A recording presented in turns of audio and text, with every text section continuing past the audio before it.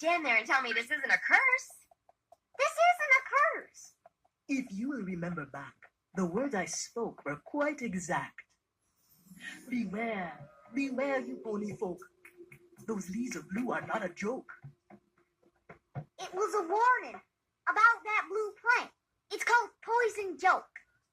That plant is much like poison oak, but its results are like a joke. My little pony. I used to wonder what friendship could be. Until you all said it's not to quit me. Big adventure, lots of fun. A beautiful heart, faithful and strong. Sharing kindness, it's an easy feat. And magic makes it all complete. Have I to know you are my very best friends. Of the history of Equestria.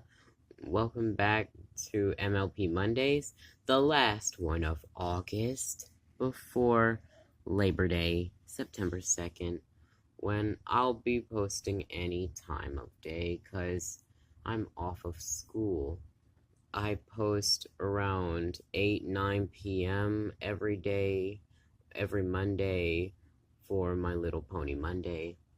So let's get here for August 26th. Back then, in the early history of the continent of Equus, there was no Equestria. No, in the equestrian place, they were split between three different tribes. All of them were dependent on one another, but they went their separate ways. But they were friends with each other until the Wendigos arrived. The Earth Ponies were in charge of growing and giving food to both their families and the other two charges, including the unicorns, who before Princess Celestia and Princess Luna even was born or came to mind, they were the charge of raising the sun and moon, and they were overpowered with them having a great understanding of magic.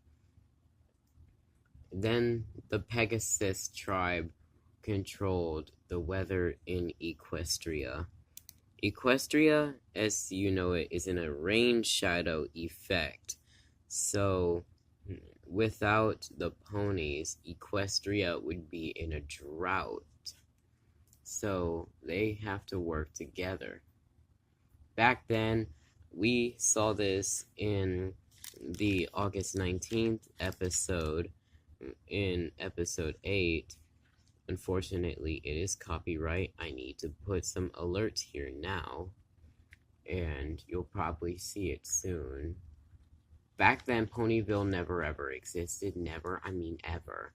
Neither did Canterlot. And Grogar tried to rule Equestria in a dictatorship, meaning ruling with an iron fist. But a unicorn, who they call Gusty the Great, rose up against Grogar and banished him somewhere.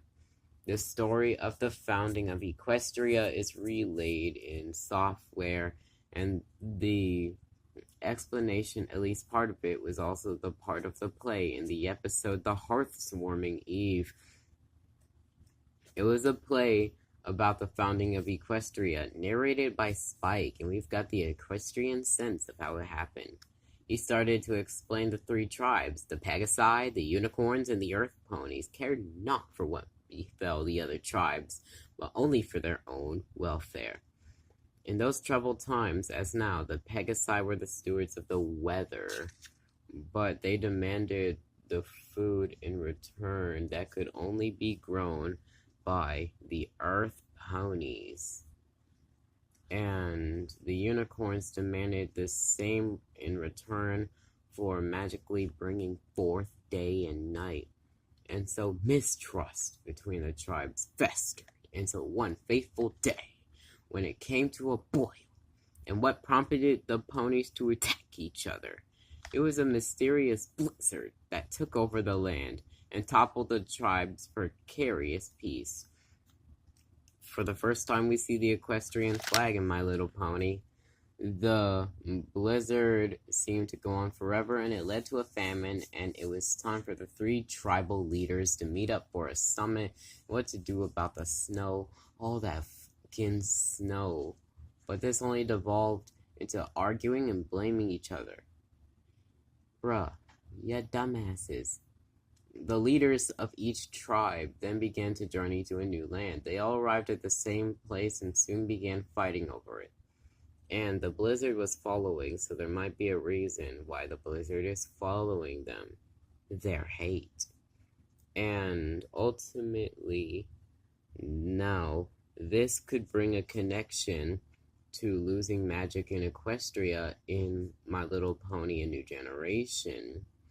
And basically, all the tribes were instead paranoid of each other, instead hating each other. The Earth Ponies had fear of the other tribes. The unicorns were depressed, and they also hated the Pegasi. And the Pegasi was blaming the Earth Ponies, and the Earth Ponies did get ahead of themselves. If you know, you know. One singular red pony. Someone named Sprout challenging their interdependence and independence. The paradise that the ponies had found were soon lost, buried beneath a thick blanket of snow and hard feelings. Eventually, the assistants of the leaders find out that the Wendigos are causing the storm because of feeding off their hate. In the friendship of the assistants, it created the fire, a fire of friendship, which eliminated the snowstorm and the Wendigos. The 3 leaders are now brought together by this fire of friendship, and they shared all 3 tribes with the same land and united one banner and one country. They named the country Equestria, a place where equines roam free. And that, my friends, is the history of Equestria, pre-Equestria, how Equestria was formed. Here's a note. It says Equestria is a constitutional monarchy. No, it's an absolute monarchy, but it looks like a constitutional. There are 2 princesses. Where the hell is the prince? You didn't see much of Nightmare Moon before Friendship's Magic Parts 1 and 2, aka the very first episode. The subjects, the ponies, played in the day, but shunned and hit the hay at night and slept through it, which saddened the young little unicorn. And it got to the point of jealousy, where at that moment she refused to lower the moon for the sunrise, for bitterness got the best of her and corrupted her and transformed into Nightmare Moon. The elder sister, Celestia, didn't want to do this to her own sibling, but she had to. For the safety of Equestria, she harnessed the power of the elements of harmony and banished her to the moon, taking responsibility for both sun and moon and maintaining harmony in Equestria. The period is known as the Celestial Era, which the start of the series actually begins and lasts for 1 to 2 episodes. They called Nightmare Moon a wicked mare of darkness. Nightmare Moon had escaped her lunar prison on the 1000th day of the 1000th year on the 1000th summer on the 1000th. Okay, she was defeated again by the elements of harmony, killing her evil soul. And instead of banishing, it was friendship created by Twilight and the friends that she had finally made and transformed Nightmare Moon back to her old self, Princess Luna.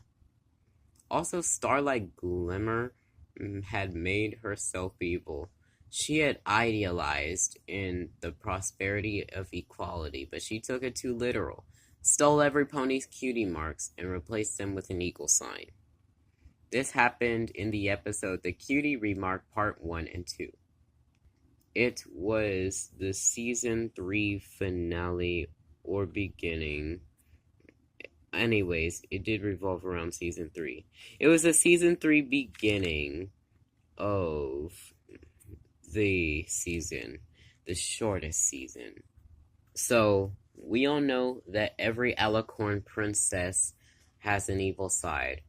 For example, Princess Luna, as we all know, is Nightmare Moon, and Celestia has Daybreaker, and Twilight Sparkle has Princess Midnight Sparkle. But wait a minute, who is Princess Midnight Sparkle? Princess Midnight Sparkle is often referred to as Sci-Twi in the Equestria Girls series. She emerges when Twilight's overwhelmed by dark magic and her own insecurities. This transformation is prominently featured in the Friendship Games and Legend of Everfree Equestria Girls movies. In these stories, Midnight Sparkle is driven by a desire to harness all the magic in Equestria, leading to her becoming a powerful and dangerous antagonist. However, like the other characters who have faced their darker sides, Twilight is eventually able to overcome Midnight Sparkle with the help of her friends and the power of friendship. So, if we know about the equestrian princess's evils, then where is the one for Cadance? Also, Equestria Girls work so different, yet so similar. Of course, we have Principal Celestia and Vice Principal Luna. They're the leaders of Canterlot High School and Equestria itself in their praise. And you also had Superintendent or Dean Cadance of Crystal Prep Academy, the Equestria Girls version of the Crystal Empire, in which after Principal Cinch loses her job, it's taken as Cadance. But for real, Cadance should have been the president before this. I mean, she leads the Crystal Empire in Friendship is Magic, and ruling the Crystal Ponies, and we've seen all of that. It was here when we saw the dark side of PTS, Princess Twilight Sparkle, Princess Midnight Sparkle, and also kind of relating to Sci-Twi, but she's in her pony form in a human equine world. Eventually, My Little Pony Equestria Girls Friendship Games ultimately ends with both teams winning under the rule of Celestia. This was Equestria Girls. They still have some pony power and magic in which they will pony up when they were fully embracing their talents and their elements of harmony. Basically the meanings of their cutie mark, because they still have cutie marks in Equestria Girls. Twilight is literally wearing one on her frickin' hair. All in all, Equestria Girls would be a success. Unlike Make Your Mark, which has been a radio station in the villain department, they play the same 5 songs over and over again. Because, Opaline, what the hell? Opaline, you moron. You have been up too much, bruh. Also, comment Everfree if you went to Everfree Northwest 2024 last weekend. It's the longest running My Little Pony convention in the United States.